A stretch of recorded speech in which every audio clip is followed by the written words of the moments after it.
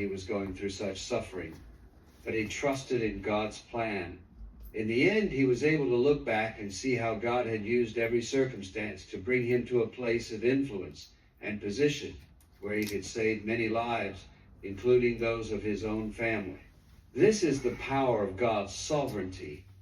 What seems like an unfortunate situation can be the very thing God uses to shape us and fulfill his purpose for our lives. Trusting God's sovereignty means letting go of our need to have all the answers. We live in a world that tells us we should always have a plan, that we should be in control of our destiny. But God calls us to trust him with our future, knowing that he holds it securely.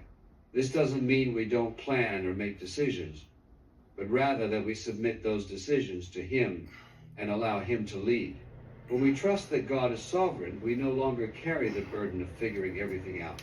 Instead, we rely on his wisdom and guidance, knowing that he will direct our path in the way that is best for us. We must also understand that trusting God's sovereignty means trusting his goodness. It can be hard to trust when we don't understand why something is happening. When we face pain or loss, it can be difficult to reconcile our struggles with the belief that God is good. But his goodness is not determined by our circumstances. His goodness is an unchanging truth that remains constant, even in the midst of trials. God is good, and he desires what is best for us. This is where our faith becomes essential. We trust that, even when we don't understand, God is working for our good and his glory. When we trust God's sovereignty, we are also learning to surrender. Surrendering is not about giving up, but about yielding to God's will, trusting that his way is better than our own. This requires humility and the willingness to admit that we are not in control. Surrendering allows us to experience the freedom that comes from letting go of our fears and anxieties.